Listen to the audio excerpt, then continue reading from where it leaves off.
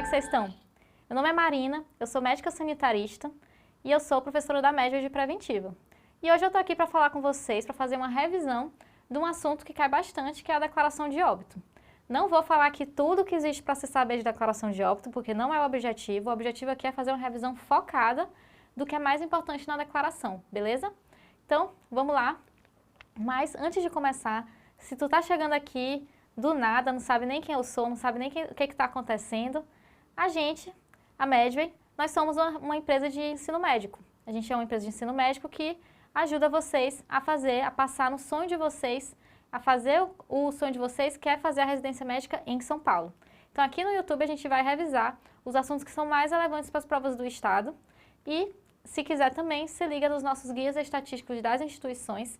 Então, aqui o link está na descrição e vocês conseguem saber quais são os assuntos que mais caem nas instituições que vocês querem, beleza?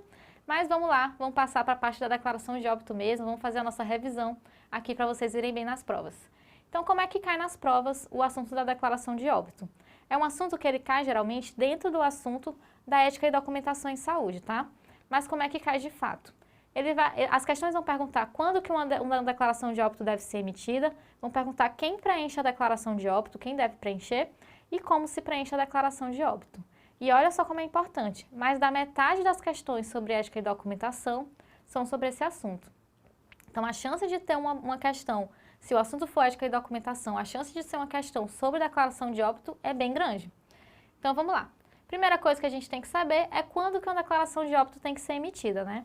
Então, vocês já devem saber disso, com certeza, que a declaração de óbito é um documento, é uma ficha que comprova que uma pessoa foi a óbito, né? Então, a cada óbito que acontece, eu emito uma declaração de óbito explicando ali todos os aspectos sociodemográficos da pessoa, todas as características da morte, onde é que aconteceu, se ela teve assistência à saúde, qual foi o local, quais foram as causas do óbito, tudo isso está ali dentro da declaração de óbito. Então, quando é que ela tem que ser emitida? Em todas as mortes.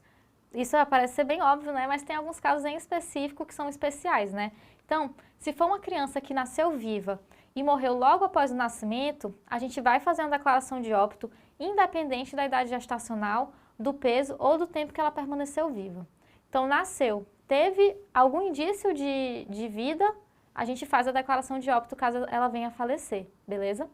Mas se for um óbito fetal, então se foi um óbito que morreu enquanto ainda era um concepto da gravidez, ainda estava dentro da gestação, a gente vai fazer a declaração de óbito se o peso do concepto for maior que 500 gramas, se a mulher tinha mais do que 20 semanas de gestação ou se o concepto tinha mais do que 25 centímetros de comprimento. Então, se a gente tem algum indício, né, o que isso quer dizer, né? Se existe algum indício de que aquele feto poderia ser viável, digamos assim, a gente faz a declaração de óbito também. Mas, nos outros casos, então, caso o peso seja menor que 500, e a idade gestacional for menor também, e também tiver menos que 25 centímetros, ou seja, se todos esses forem o contrário, né, o menor, aí ela vai ser facultativa caso a família deseje fazer um sepultamento, caso a família deseje sepultar o produto da concepção. Como para fazer um sepultamento é necessário que haja uma declaração de óbito, aí a gente faz de forma facultativa a pedido da família mesmo, mas não existe essa necessidade, não existe essa obrigatoriedade, tá? Então, o primeiro ponto, como a DEL precisa ser emitida, acabou. Agora a gente vai para o próximo, que é quem preenche. Então, a gente sabe que atestar um óbito é um ato médico, então, tirando uma exceção, que eu vou explicar já já, quem vai preencher a declaração de óbito é o médico mesmo, tá? Mas qual médico? Essa que é a grande questão. A gente sabe que tem que ser um médico, mas a dificuldade é saber qual é o médico que vai preencher. É o que prestou atendimento? É o IML? É o SVO? Então, essa que é a grande dúvida que vocês têm que cai também nas provas. Então, entrando aqui em quem preenche. Primeira coisa que a gente tem que diferenciar é se foi um óbito de causa natural ou se foi um óbito de causa externa. Então, os óbitos de causa natural são óbitos cuja causa básica é uma doença ou estado mórbido. Então, se a pessoa chegou e teve um infarto agudo do miocárdio, a gente considera um óbito de causa natural. Se ela tinha um câncer e acabou falecendo por aquele câncer, também óbito por causa natural. Agora, se for um óbito que foi uma causa acidental ou violenta e também um suicídio, incluindo o suicídio também nesse conceito, aí a gente vai dizer que é um óbito de causa externa. Então, Um homicídio vai ser um óbito por causa externa, um acidente, uma pessoa que caiu de algum local e acabou indo ao óbito, consideramos uma causa externa porque foi um acidente. O suicídio também a gente considera um acidente, então para não ter nenhuma dúvida, né? Eu achei importante já colocar aqui no conceito para vocês, caso venha na questão a banca tentando fazer essa pegadinha para vocês caírem achando que o suicídio não é uma causa externa. Não, é sim. E isso é independente do tempo entre o evento lesivo e a morte. Então, se a causa principal da morte foi esse acidente, por mais que a pessoa tenha demorado um mês para morrer, para vir a falecer desse acidente, ele vai continuar sendo a causa que a gente vai levar em consideração aqui, tá? Então, isso aqui é importante para a gente saber quem vai preencher. Mas agora sim, entrando de fato em quem preenche a declaração de óbito. Aqui são 3 cenários possíveis, tá? Então eu vou passar por cada um e vai ficar bem claro para vocês depois. O cenário 1, que é o mais comum, é quando o óbito é natural, e ocorreu dentro de um estabelecimento de saúde. Quando isso acontece, o médico que prestou o atendimento vai preencher tranquilamente, porque né, ele acompanhou, o óbito ocorreu lá enquanto ele estava sob os cuidados do médico, então ele consegue preencher tranquilamente. Só tem uma exceção. Se existe dúvida quanto a esse diagnóstico, se tem dúvidas, então a gente caminha para o Serviço de Verificação de Óbito, que é o SVO. O SVO, ele possui profissionais treinados e habilitados para lidar justamente com essa situação de um óbito sem assistência ou de um óbito com diagnóstico duvidoso. Nesse caso, ele tinha assistência, mas o diagnóstico estava duvidoso. Nesse caso que eu disse aqui da exceção, quer dizer. Então, nesse caso, não vai ser o médico que prestou atendimento que vai preencher. Ele vai encaminhar esse paciente, o corpo, para que o SVO faça a verificação desse óbito e consiga preencher de forma adequada a declaração, tá?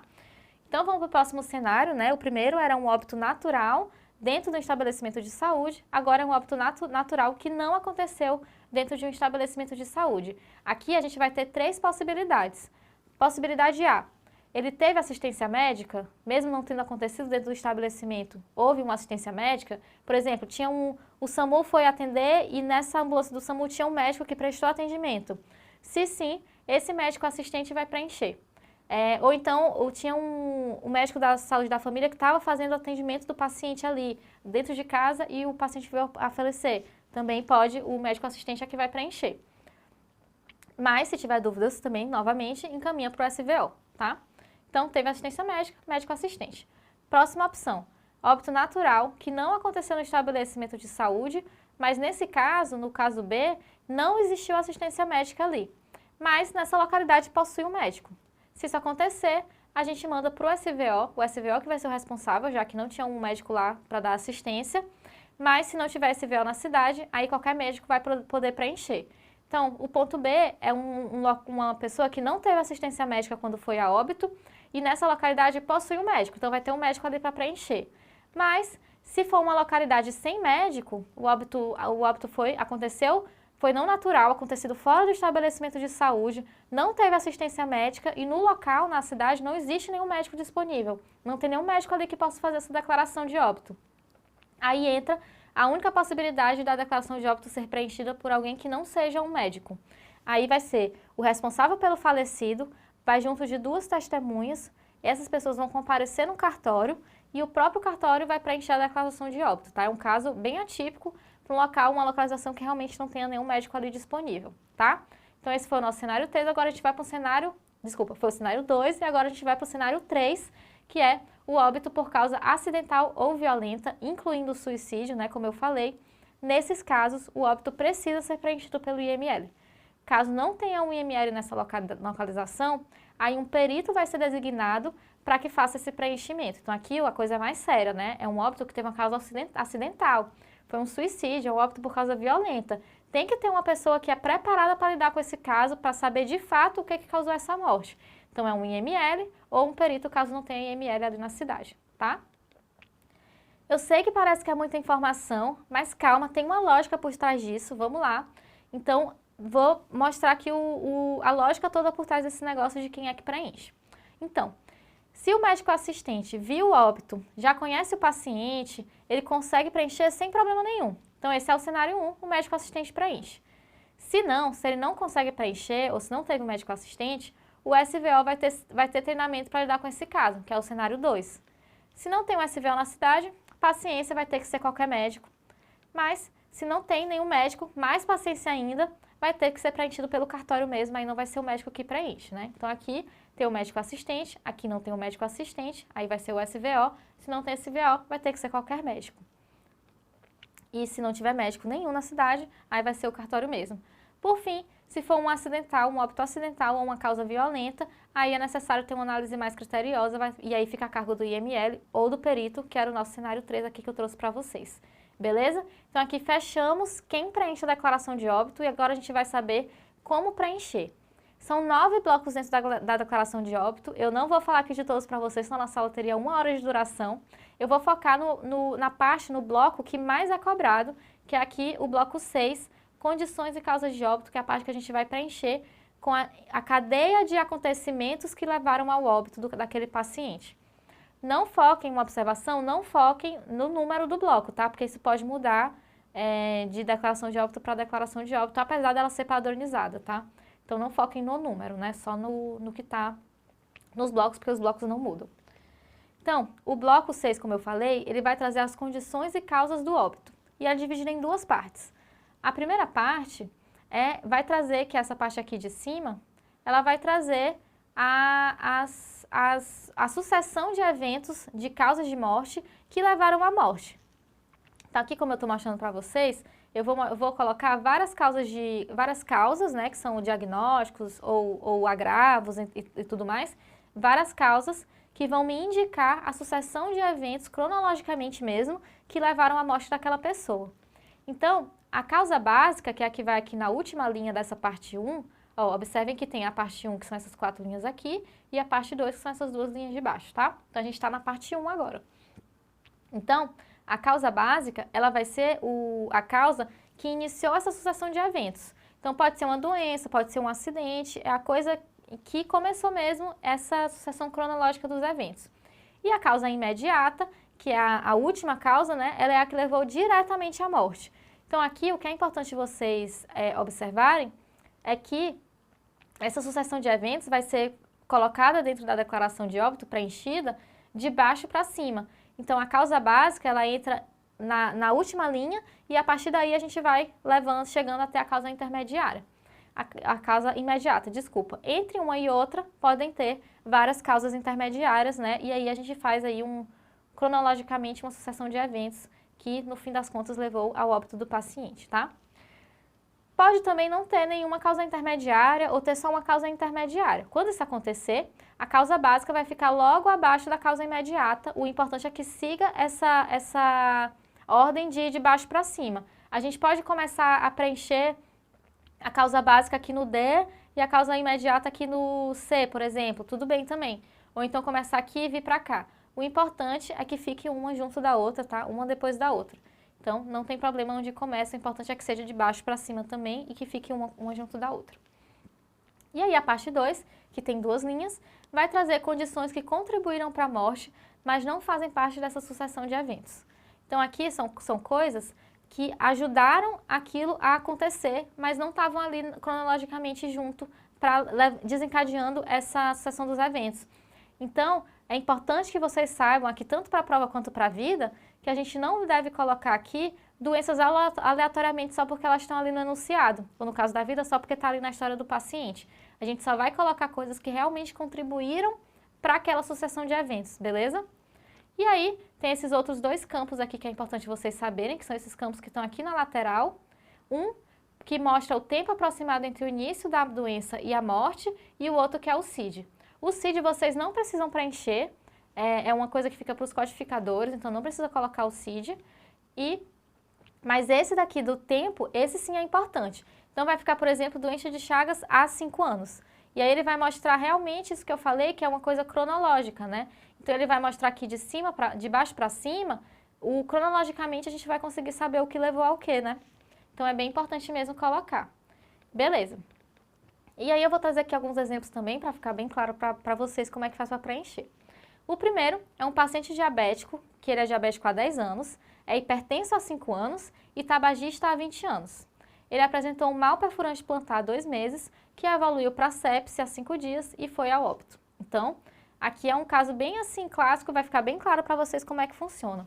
O paciente ele tinha um diabetes, esse diabetes levou ele a ter um mal perfurante plantar, que é realmente causado pelo diabetes, e depois esse mal perfurante plantar levou ele a ter uma sepse, infeccionou e levou ele até uma sepse, e aí ele foi a óbito.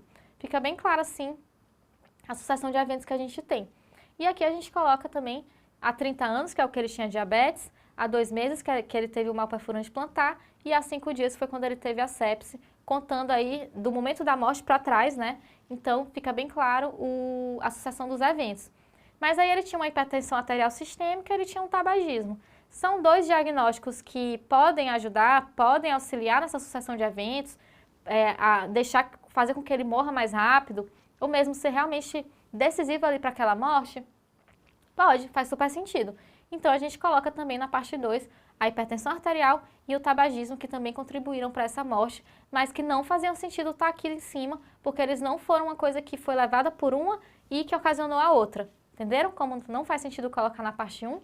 Então, aí aqui a gente também coloca há quanto tempo que ele tinha aquela doença, aquele agravo, beleza? Vamos então para o segundo exemplo.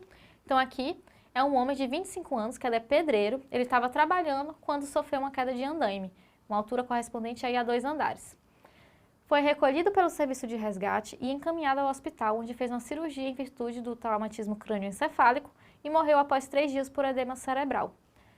Então aqui, primeiro que ele sofreu um acidente, né? Um acidente de trabalho. Então a primeira coisa, lembrem que aqui quem vai preencher é o IML, tá? Não é o médico assistente, pode ser uma coisa que a banca pergunte também. Mas como é que ficaria aqui no caso dele? Então, aqui, o que desencadeou esses eventos que levaram à morte dele? Foi essa queda do andaime. Poderia ser também acidente de trabalho? Poderia, né? Então aqui foi a queda do andaime que levou a isso, há 3 dias. Ele teve um TCE por conta dessa queda e depois ele teve uma edema cerebral também por conta de toda essa sucessão de eventos e foi esse edema cerebral que levou imediatamente ele à morte. A gente fica aqui também com o tempo, né, como foi uma coisa muito mais rápida, né, que aconteceu, então em 3 dias ele já teve as 3 coisas e foi à morte pouco tempo depois. E aí, um fator que pode ter contribuído para todo esse problema, para essa cadeia de eventos, foi a operação que ele fez, né, então um processo cirúrgico, um procedimento, poderia entrar aqui também na parte 2. Para a prova, o que está aqui, se couber, a gente coloca. Claro, lembrando que é só se couber, né? Não colocar coisa aleatoriamente só porque está ali no enunciado. Para a vida, aí já depende um pouco, né? Não era obrigatório eu colocar a operação, ficaria uma declaração de óbito melhor, mas aí também não está errado. Agora, tem que prestar bastante atenção, porque as declarações de óbito são é uma coisa muito rica para a gente, porque ela é a ficha que alimenta todo o sistema de informação sobre mortalidade. Então, tenham atenção para como que vocês devem preencher a declaração de óbito, porque isso ajuda muito os pesquisadores, os epidemiologistas, os sanitaristas também e todas as pessoas que estão nos cargos de governo para poderem saber, de fato, do que as pessoas estão morrendo, como elas estão morrendo, quais as características delas. Isso é muito importante para a gente fazer políticas públicas de saúde que são realmente boas e eficazes para a nossa população. Então, esse é um tema super legal, um tema super importante para vocês, tanto para a prova quanto para a vida. Então, são os melhores tipos de tema. Não deixem de dar uma revisada geral nisso. E é isso, galera. Por hoje foi só, mas preste atenção, porque no nosso Intensivo São Paulo, a gente tem 40 aulas para cada uma das instituições de São Paulo.